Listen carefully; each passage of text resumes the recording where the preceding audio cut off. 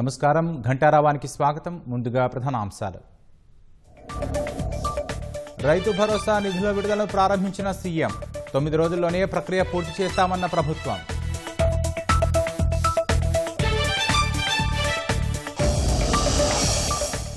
పంట పండించే ప్రతి రైతుకు రైతు భరోసా.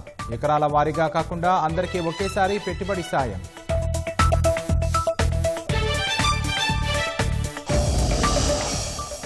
రైతుల కోసం 1,00,000 కోట్లు ఖర్చు పెట్టామన్న సీఎం.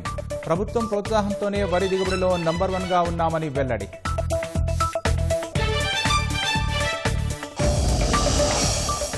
రాష్ట్రంలోని ప్రభుత్వ వైద్య కళాశాలలపై సీఎం సమీక్ష. క్షేత్రస్థాయి పరిశీలనకు అధికారులతో కమిటీ వేయాలని రేవంత్ నిర్దేశం.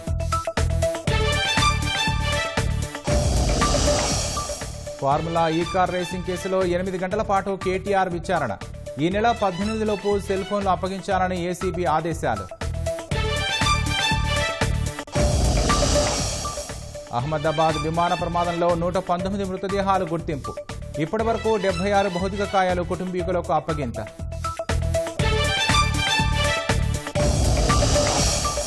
ఇజ్రాయెల్తో ఉద్రిక్తతల నేపథ్యంలో ఇరాన్ కీలక ప్రకటన. అణ్వస్త్ర వ్యాప్తి నిరోధక ఒప్పందం నుంచి వైదొలిగేందుకు ప్రణాళికలు.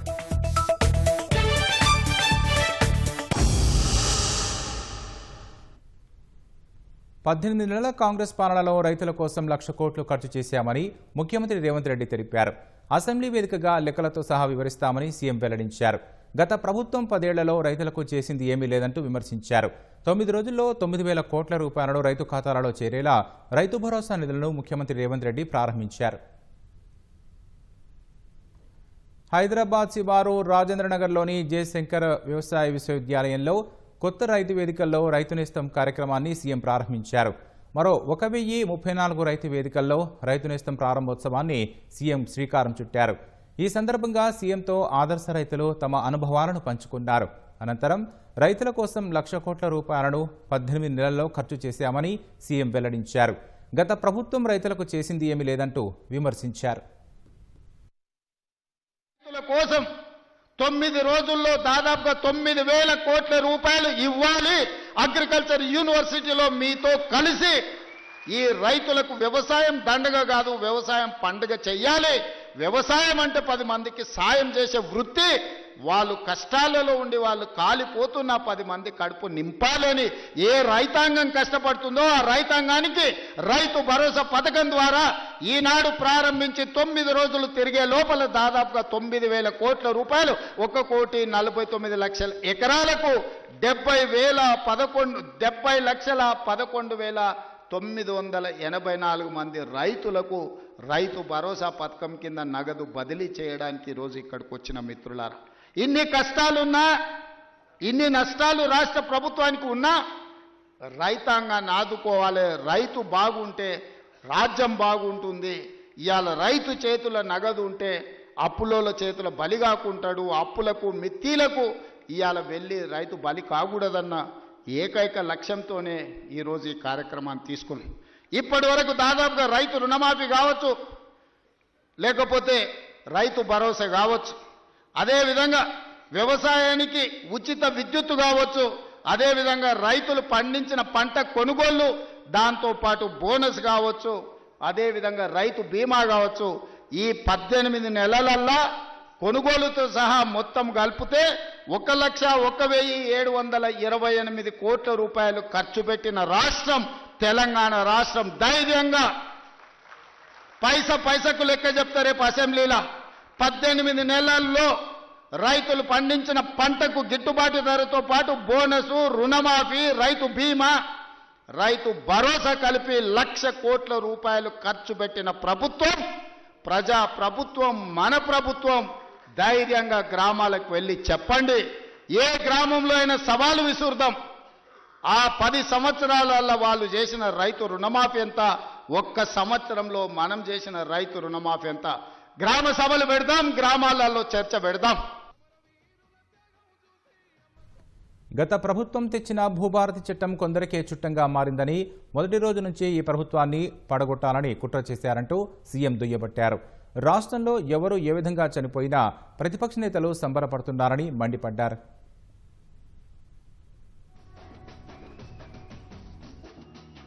ఆనాడు ధరణి పేరు మీద దోపిడీ చేస్తే ధరణి కొంతమంది దోపిడీదారులకు చుట్టమైతే భూభారతి చట్టాన్ని తెచ్చి పేదలకు అండగా నిలబడి ఈరోజు పొంగులేటి గారు గ్రామాన గ్రామ సభలు పెట్టి రైతుల సమస్యల్ని పరిష్కరించే ప్రయత్నం చేస్తున్నాం. ఎన్నో చిక్కుముళ్ళు, ఎన్నో సమస్యలు అడుగు ముందుకు వెయ్యాలంటే ఒక చీకటి పరిస్థితి. అక్కడి నుంచి వెలుగు వైపు రాష్ట్ర ప్రభుత్వాన్ని రైతాంగాన్ని నడిపించే ప్రయత్నం చేస్తున్నాం. అరే పిల్లగాడు కొత్తగా వచ్చిండు, కొంతకాలం సమయం ఇద్దామన్నా కనీసం విజ్ఞత లేదు. 10 సంవత్సరాలు పరిపాలించిన వాళ్లకు మొదటి రోజు నుంచే ఎట్లయినా పడగొడదాం, ఎట్లయినా ఇబ్బంది పెడదాం. విద్యార్థులు చచ్చిపోతే సంతోషంతో నృత్యాలు చేస్తారు, రైతులు చచ్చిపోతే సంతోషంతో వాళ్ళు ఇవాళ చేస్తున్నారు. ఎక్కడైనా బస్సు కింద పడేవారని చచ్చిపోతే వాళ్ళకు ఆనందమే, ఎక్కడైనా ఆహార కలుషితం అయిపోయి విద్యార్థులు చచ్చిపోతే వాళ్ళకు ఆనందమే, ఎక్కడైనా రైతు ఆత్మహత్య చేసుకుంటే వాళ్ళకు ఆనందమే. ఎందుకంటే వీళ్ళ చావుల పునాదుల మీద అధికారం అల్కగా ఎక్కువచ్చన్న ఆలోచన, దుర్మార్గమైన దురాలోచనతోటి ఈరోజు ప్రతిపక్ష పార్టీ పనిచేస్తున్నది. అరే కొంతకాలమైన సమయం ఇయ్యరా, సరిదిద్దుకోవడానికి అవకాశం ఉండదా?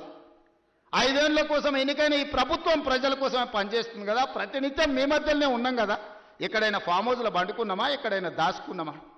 లేం కదా, మీ మధ్యలోనే ఉన్నాం కదా. ఎవరు వచ్చినా కలుస్తున్నాం కదా. నేను కానీ మా మంత్రులు కానీ ఏ ఒక్క రోజైనా ఈ రైతాంగాన్ని కలవకుండా, మా ఎమ్మెల్యేలు గ్రామాలు తిరగకుండా ఎక్కడైనా ఉన్నారా ఈ 18 నెలల? గతంలో ఎప్పుడైనా ముఖ్యమంత్రి ఎన్నిసార్లు కనిపించిండో లెక్కలు తీయండి. ఎన్నిసార్లు సచివాలయానికి వచ్చిండో మీరు చూడండి. ఈనాటి పరిపాలన చూడండి. అంతెందుకు టెలిఫోన్ ట్యాపింగ్ గురించి మీకు తెలుసు కదా. భార్యాభర్తలు మాట్లాడుకుంటే కూడా ఫోన్ లేని పరిస్థితి ఆయనలో ఉండే. ఇవాళ మమ్మల్ని బహిరంగంగా వచ్చి ఏమన్నా దూషించినా ఫోన్లలో మాట్లాడుకుని మీకు అందరికీ స్వేచ్ఛగా లేరా? ఫోన్లలో భయపడుతారు ఇప్పుడు మాట్లాడానికి. గతంలో ఎట్లుండే, ఇవాళ ఎట్లుంది? ఈ స్వేచ్ఛ 4 కోట్ల తెలంగాణ ప్రజలకు వచ్చిందా, రాలేదా? తెలంగాణ ప్రజలు కోరుకున్నదే స్వేచ్ఛ కదా, సామాజిక న్యాయం కదా, సమాన అవకాశాలు కదా. ఈనాడు కులగణన కావచ్చు, లేకపోతే ఎస్సీ వర్గీకరణ కావచ్చు. ఇవాళ మంత్రివర్గంలో 4 దళితులు, ఒక స్పీకర్, 5 మంది ఉన్నారు. ఆ ఒక ఏకలింగం ఉండే, ఆ ఏకలింగం ఉండే ఆ ప్రభుత్వంలో. ఇవాళ ఈ వేదిక మీద 5 మంది ఉన్నారు. 4 మంత్రులు, ఒక స్పీకర్, దళిత సామాజిక వర్గం నుంచి ఇవాళ ఈ వేదిక మీద కూర్చున్నారంటే సామాజిక న్యాయం అనేది కాంగ్రెస్ పార్టీతోనే సాధ్యమవుతుంది. సమాన అవకాశాలు ఈ ప్రభుత్వంలోనే ఉంటాయి. రాష్ట్రంలోని ప్రభుత్వ వైద్య కళాశాలలో పూర్తి సదుపాయాలతో పనిచేసేలా కార్యాచరణ ప్రణాళిక రూపొందించాలని అధికారులను ముఖ్యమంత్రి రేవంత్ రెడ్డి ఆదేశించారు. కళాశాలల్లో క్షేత్రస్థాయి పరిశీలనకు అధికారులతో కమిటీ వేయాలని చెప్పారు. 3 ఏళ్లలో అన్ని వసతులు సమకూర్చాలన్న సీఎం అవసరమైన నిధుల్ని ప్రభుత్వం విడుదల చేస్తుందన్నారు. నర్సింగ్ కళాశాలలో జపనీస్ భాషను ఆప్షనల్గా నేర్పించాలన్నారు. రాష్ట్రంలోని ప్రభుత్వ వైద్య కళాశాలలపై ముఖ్యమంత్రి రేవంత్ రెడ్డి సమీక్ష నిర్వహించారు. రాష్ట్రంలోని 26 వైద్య కళాశాలల్లో సదుపాయాలపై ఇటీవల అసంతృప్తి వ్యక్తం చేసిన జాతీయ వైద్య మండలి ఈ నెల 18న ఢిల్లీకి వచ్చి వివరణ ఇవ్వాలని వైద్యారోగ్య శాఖ కార్యదర్శి డిఎంఈని ఆదేశించింది. ఆయా కాలేజీల ప్రిన్సిపల్లు కూడా వర్చువల్ గా హాజరు కావాలని స్పష్టం చేసింది. ఈ నేపథ్యంలో వైద్యారోగ్య శాఖ మంత్రి దామోదర రాజనరసింహ, సిఎస్ రామకృష్ణారావు, సీఎంఓ, వైద్యారోగ్య శాఖ ఉన్నతాధికారులతో కలిసి సీఎం సమీక్ష నిర్వహించారు. రాష్ట్రంలోని 34 వైద్య కళాశాలలు పూర్తిస్థాయి వసతులతో పనిచేసేలా కార్యాచరణ ప్రణాళికను వెంటనే తయారు చేయాలని అధికారులను ఆదేశించారు. ప్రతి కాలేజీకి వెళ్లి అక్కడి సదుపాయాలు, అవసరమైన పనులు, నిధులు పరిశీలించేందుకు అధికారులతో కమిటీని ఏర్పాటు చేయాలన్నారు. ప్రభుత్వ వైద్య కళాశాలల్లో నియామకాలు, సిబ్బందికి పదోన్నతులు, బోధనాస్పత్రుల్లో పడకల పెంపు, అవసరమైన వైద్య పరికరాలు, ఖాళీల భర్తీ వంటి అన్ని అంశాలపై సమగ్ర నివేదిక ఇవ్వాలన్నారు. వసతుల కల్పనకు అవసరమైన నిధులను వెంటనే విడుదల చేస్తామన్న సీఎం కేంద్రం నుంచి రావాల్సిన నిధులు, అనుమతుల వివరాలు ఇవ్వాలని అధికారులను ఆదేశించారు. కేంద్ర మంత్రి నడ్డాను సంప్రదించి సమస్యల్ని పరిష్కరిస్తామని సీఎం తెలిపారు. నర్సింగ్ కళాశాలలో జపనీస్ భాషను ఆప్షనల్ గా నేర్పించాలని, జపాన్లో మన నర్సింగ్ సిబ్బందికి డిమాండ్ ఉందని రేవంత్ రెడ్డి పేర్కొన్నారు. మద్దతిచ్చేందుకు జపాన్ ప్రభుత్వం కూడా సిద్ధంగా ఉందని అన్నారు. ఆసుపత్రుల్లో రోగులు, వైద్యులు వేళలపై సమాచారం కోసం యాప్ను వినియోగించే అంశంపై అధ్యయనం చేయాలన్నారు. ప్రతి నెల 3వ వారంలో కీలకమైన విద్య, వైద్య శాఖలపై సమీక్ష నిర్వహించాలని సీఎస్ను ముఖ్యమంత్రి ఆదేశించారు.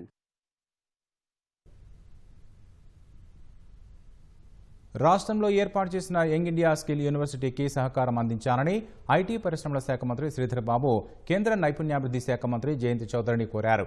కేంద్ర రాష్ట్ర ప్రభుత్వాల ఆధ్వర్యంలో బషీర్బాగ్లో పీజీ లా కళాశాలలో ఏర్పాటు చేసిన mega job skill and loan మేళాను జయంతి చౌదరితో కలిసి శ్రీధర్బాబు ప్రారంభించారు.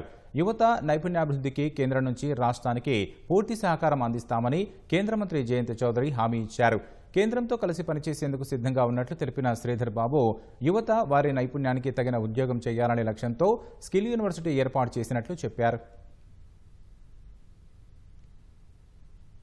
హబ్ అండ్ స్పోక్ మోడల్ పెట్టాం. ఇక్కడ ప్రధానమైన కార్యాలయాన్ని ఒక విశ్వవిద్యాలయానికి సంబంధించిన కార్యాలయాన్ని ఏర్పాటు చేసుకున్నాం. ఇక్కడ ట్రైనింగ్ ఇస్తా ఉన్నాం.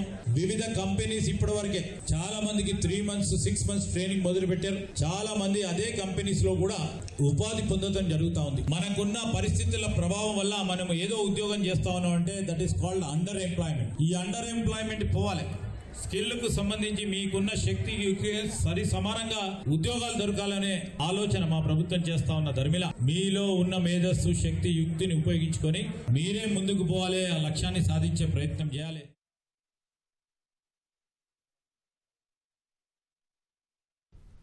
స్థానిక సంస్థల ఎన్నికలకు వారంలో నోటిఫికేషన్ వస్తుందని తాను చెప్పలేదని పంచాయతీరాజ్ శాఖ మంత్రి సీతక్క వ్యాఖ్యానించారు.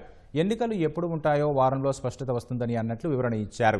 కేబినెట్లో నిర్ణయం తీసుకోకుండా తానెలా చెబుతానన్న మంత్రి తాను తప్పు మాట్లాడలేదని, తప్పించుకోవడం లేదన్నారు. బీసీలకు 42% రిజర్వేషన్లకు ప్రభుత్వం, కాంగ్రెస్ కట్టుబడి ఉందని సీతక్క స్పష్టం చేశారు. బీసీలకు 42% రిజర్వేషన్లపై ఎలా ముందుకెళ్లాలో నిర్ణయం తీసుకుంటామన్నారు. జైలుకు వెళ్లాలని కేటీఆర్కు ఉత్సాహంగా ఉన్నట్లు ఉందని మంత్రి సీతక్క వ్యాఖ్యానించారు.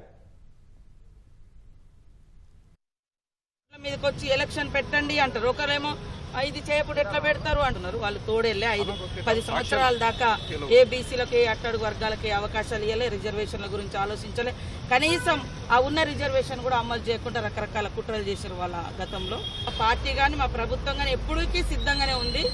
అయితే ఈ 42% రిజర్వేషన్ అనుకున్నాం కాబట్టి దాని విషయంలో ఎట్లా పోవాలనేది కేబినెట్ లో నిర్ణయం తీసుకుంటారని నేను భావిస్తాను. ఆయనకు పాపం జైలుకు పోవాలని బాగా కుతూహలం ఉన్నట్టుంది. వాళ్ళ చెల్లె కూడా జైలుకు పోయొచ్చి యోగా చేసిన, అది చేసిన, ఈయన కూడా అంటాను కదా యోగా చేసుకుంటా అని. మరి అన్నప్పుడు ఇక కక్ష సాధింపేందుకైతే నీకు ఇష్టం ఉన్నట్టుంది బహుశా. అందుకనే మమ్మల్ని లేనిపోని మాటలని రెచ్చగొడతా ఉన్నాం. ఫార్ములా ఈ కారు రేసింగ్ కేసులో కేటీఆర్ను అవినీతి నిరోధక శాఖ అధికారులు సుమారు 8 గంటల పాటు ప్రశ్నించారు. ఈ కార్ రేసింగ్లో విదేశీ సంస్థకు అక్రమంగా నిధులు బదిలీ చేయడంలో అధికార దుర్వినియోగం జరిగిందనే కేసుపై వివరాలు ఆరా తీశారు. ఈ కార్ రేసింగ్ సమయంలో వాడిన సెల్ ఫోన్లను ఈ నెల 18 లోపు అప్పగించాలని ఏసీబీ ఆదేశించినట్లు సమాచారం. ఈ కేసులో పైసా అవినీతి జరగలేదని, తలదించుకునే పని చేయలేదని, రాష్ట్ర ప్రతిష్టను పెంచే పని చేశారని విచారణ అనంతరం కేటీఆర్ స్పష్టం చేశారు. ఫార్ములా ఈ కారు రేసింగ్ కేసులో మరోసారి బీఆర్ఎస్ కార్యనిర్వాహక అధ్యక్షుడు మాజీ మంత్రి కేటీఆర్ ఏసీబీ ఎదుట విచారణకు హాజరయ్యారు. ACB joint director Rituraj, DSP Majeed Khan కేటీఆర్ను దాదాపుగా 8 గంటల పాటు ప్రశ్నించారు. అడ్వకేట్ రామచంద్రరావుతో కలిసి కేటీఆర్ విచారణకు హాజరయ్యారు. ఫార్ములా ఈ కారు రేసులో విదేశీ సంస్థకు అక్రమంగా నిధులు బదిలీలో అధికార దుర్వినియోగం జరిగిందనే కోణంలో కేటీఆర్ను ప్రశ్నించిన అధికారులు స్టేట్మెంట్ను రికార్డు చేశారు. కేటీఆర్ సెల్ ఫోన్ సీజ్ చేసేందుకు ఏసీబీ అధికారులు ప్రయత్నించినట్లు తెలుస్తోంది. అయితే ఇవాళ విచారణకు సెల్ ఫోన్ తీసుకురాలేదని కేటీఆర్ చెప్పినట్లు సమాచారం. ఈ కార్ రేసింగ్ సమయంలో వాడిన సెల్ ఫోన్లను ఈ నెల 18 లోపు అప్పగించాలని ఏసీబీ ఆదేశించినట్లు తెలుస్తోంది. విచారణ అనంతరం తెలంగాణ భవన్కు చేరుకున్న కేటీఆర్ తాను తప్పు చేయలేదని, 100 కొద్దీ కేసులు పెట్టినా, జైల్లో పెట్టినా భయపడేది లేదన్నారు. తలదించుకునే పని చేయలేదని, రాష్ట్ర ప్రతిష్ట పెంచే పని చేశారని స్పష్టం చేశారు.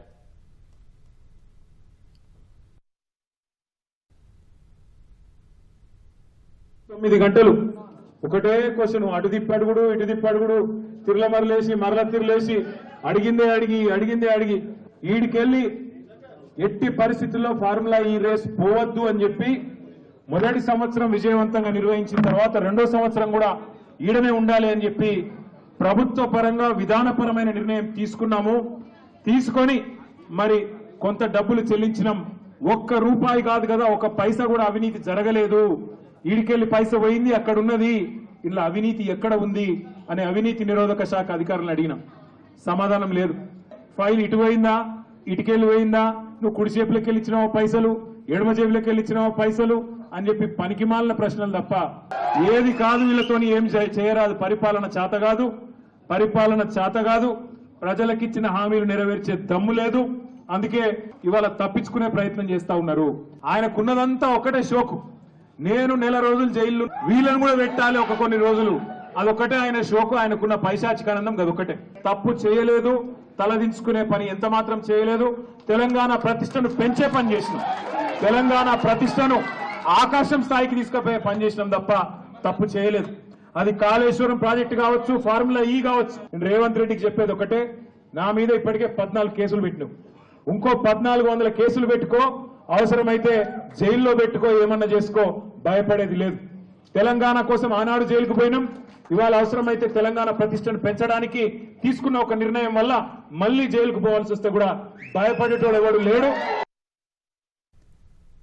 ఫార్ములా ఈ కారు రేసింగ్ కేసులో A1గా కేటీఆర్, A2గా అప్పటి పురపాలక శాఖ ముఖ్య కార్యదర్శి అరవింద్ కుమార్, హెచ్ఎండిఏ మాజీ చీఫ్ ఇంజనీర్ బిఎల్ఎన్ రెడ్డిని A3గా చేర్చారు. ఇప్పటికే ఈ కేసులో ఐఏఎస్ అధికారి అరవింద్ కుమార్, అప్పటి హెచ్ఎండిఏ చీఫ్ ఇంజనీర్ బిఎల్ఎన్ రెడ్డిని విచారించిన ఏసీబీ వారి స్టేట్మెంట్ ఆధారంగా ఈ కేసులో జనవరి 9న కేటీఆర్ను ప్రశ్నించింది.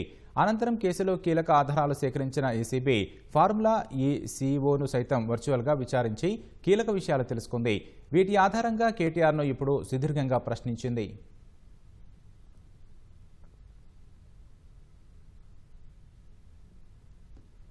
మాజీ మంత్రి కేటీఆర్ అధికార దుర్వినియోగానికి పాల్పడినందునే ఏసీబీ విచారణ ఎదుర్కొంటున్నారని భువనగిరి ఎంపీ చామల కిరణ్ కుమార్ రెడ్డి ఆరోపించారు.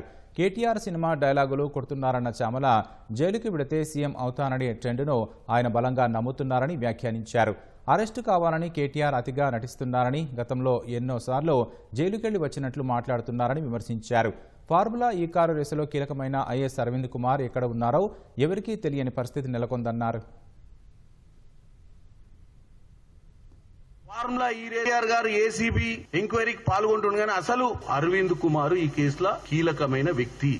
అరవింద్ కుమార్ ఎక్కడుండు అని మాకు ఎత్తుకుతున్నాం. మేము కుట్రల భాగంగానే ఈయన ఇక్కడ ఎంక్వైరీ అయితే అరవింద్ కుమార్ గత 10 రోజుల నుంచి భారతదేశంలో ఉండో లేడో తెలియని పరిస్థితి విదేశాలకు వెళ్ళిపోయిండు ఆల్రెడీ. అరవింద్ కుమార్ కుటుంబ సభ్యులు కూడా ఈ రోజు అనుకునేది ఏంటంటే ఆయన విదేశాలకు పోయిండా, మరి ఎక్కడుండో కేటీఆర్ గారే చెప్పాలి, మరి అరవింద్ కుమార్ గారు ఎక్కడుండో ఆయన బయటకు వచ్చి చెప్పాలి.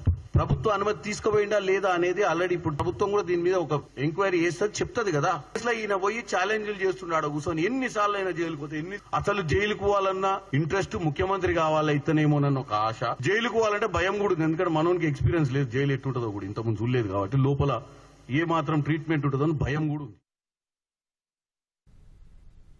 పశుసంవర్ధక, మత్స్య, క్రీడా, యువజన సర్వీసుల శాఖల మంత్రిగా వాకిటి శ్రీహరి సచివాలయంలో బాధ్యతలు స్వీకరించారు. వాకిటి శ్రీహరికి సచివాలయం 2వ అంతస్తులోని 26, 27, 28, 29 గదులను కేటాయించారు. మత్స్యకారుల సామూహిక ప్రమాద బీమా పథకానికి సంబంధించిన ఫైలుపై తొలి సంతకం చేశారు. ప్రధానమంత్రి మత్స్య సంపద యోజనలో భాగంగా 2025-26 సంవత్సరానికి తెలంగాణలోని 4,21,176 మంది మత్స్యకారులకు రాష్ట్ర వాటాగా 1,34,70,893 చెల్లించే ఫైలుపై సంతకం చేశారు. వాకిటి శ్రీహరికి ఉప ముఖ్యమంత్రి భట్టి విక్రమార్క, జూపల్లి కృష్ణారావు, పొన్నం ప్రభాకర్ తదితరులు శుభాకాంక్షలు తెలిపారు. అహ్మదాబాద్లో ఈ నెల 12న జరిగిన ఘోర విమాన ప్రమాదంలో DNA పరీక్షల ద్వారా 119 మృతదేహాలను గుర్తించినట్లు అధికారులు వెల్లడించారు. ఇప్పటి వరకు 76 మృతదేహాలను వారి కుటుంబ సభ్యులకు అప్పగించినట్లు తెలిపారు. DNA పరీక్షతో పని లేకుండా 8 మృతదేహాలను గుర్తించినట్లు సివిల్ ఆసుపత్రి సూపరింటెండెంట్ డాక్టర్ రాకేష్ పేర్కొన్నారు. గుర్తుపట్టలేకుండా ఉన్న మృతదేహాలకు మాత్రమే DNA పరీక్షలు జరుపుతున్నామని చెప్పారు. ఒక్కో DNA పరీక్షకు 72 గంటల సమయం పడుతుండడం వల్ల మృతదేహాల గుర్తింపు ఆలస్యం అవుతోందని వివరించారు.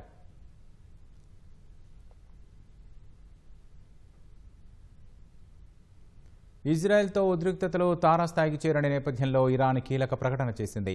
అణ్వస్త్ర వ్యాప్తి నిరోధక ఒప్పందం NPT నుంచి వైదొలిగేందుకు సిద్ధమవుతున్నట్లు ఇరాన్ ప్రకటించింది. ఈ మేరకు ఇరాన్ విదేశాంగ శాఖ ప్రతినిధి ఇస్మాయిలీ బాఖై తెలిపారు. ఇందుకు సంబంధించి బిల్లును సిద్ధం చేస్తున్నట్లు పేర్కొన్నారు. త్వరలోనే ఇరాన్ పార్లమెంటులో ప్రవేశపెట్టి ఆమోదించనున్నట్లు బాఖై వెల్లడించారు. సామూహిక విధ్వంసం సృష్టించే ఆయుధాల తయారీని తమ దేశం ఎప్పుడూ వ్యతిరేకిస్తుందని చెప్పారు. అటు అంతర్జాతీయ అణుశక్తి సంస్థ నుంచి వైదొలిగే అంశాన్ని కూడా ఇరాన్ పరిశీలిస్తున్నట్లు తెలుస్తోంది. NPT ఒప్పందంపై సంతకాలు చేసిన దేశాలు అణ్వాయుధాల తయారీ, సంపాదించడం, బదిలీ వంటివి చేయకూడదు. 1968లో NPT ఒప్పందంపై ఇరాన్ సంతకం చేయగా 1970లో దాన్ని చట్టసభ ఆమోదించింది.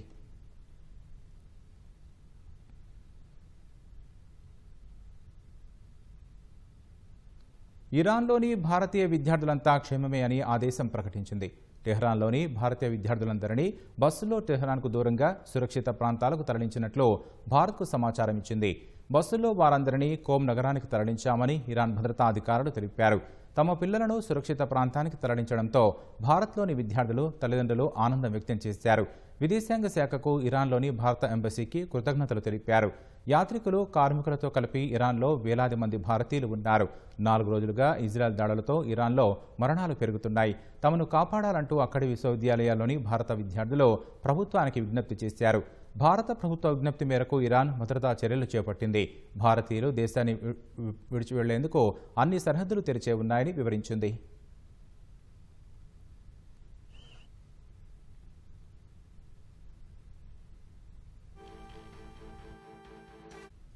ఈ ఏడాది జరగనున్న మహిళల ప్రపంచ కప్ పూర్తి షెడ్యూల్ విడుదలైంది. భారత్, శ్రీలంక వేదికగా జరగనున్న ఈ మెగా టోర్నీకి సంబంధించిన పూర్తి షెడ్యూల్ను ఐసీసీ ప్రకటించింది. సెప్టెంబర్ 30న బెంగళూరు వేదికగా భారత్, శ్రీలంక మధ్య జరగనున్న మ్యాచ్తో టోర్నీ ఆరంభం కానుంది. అక్టోబర్ 5న కొలంబోలోని ప్రేమదాస స్టేడియం వేదికగా చిరకాల ప్రత్యర్థులు భారత్, పాకిస్తాన్ తలపడనున్నాయి. హైబ్రిడ్ మోడల్ ప్రకారం పాకిస్తాన్ జట్టు తన మ్యాచ్లన్నీ కొలంబోలో ఆడనుంది. మొదటి సెమీఫైనల్ అక్టోబర్ 29న గౌహటి లేదా కొలంబోలో జరగనుంది. రెండో సెమీస్ మరుసటి రోజు అక్టోబర్ 30న బెంగళూరులో నిర్వహించనున్నారు. తుది పోరు నవంబర్ 2న బెంగళూరు లేదా కొలంబోలో నిర్వహించనున్నారు. వేదిక ఏదనే విషయం పాకిస్తాన్ జట్టు అర్హత సాధించడంపై ఆధారపడనుంది. పాక్ జట్టు సెమీస్కు రాకుంటే నాకౌట్ మ్యాచ్లన్నీ భారత్లోనే జరుగుతాయి.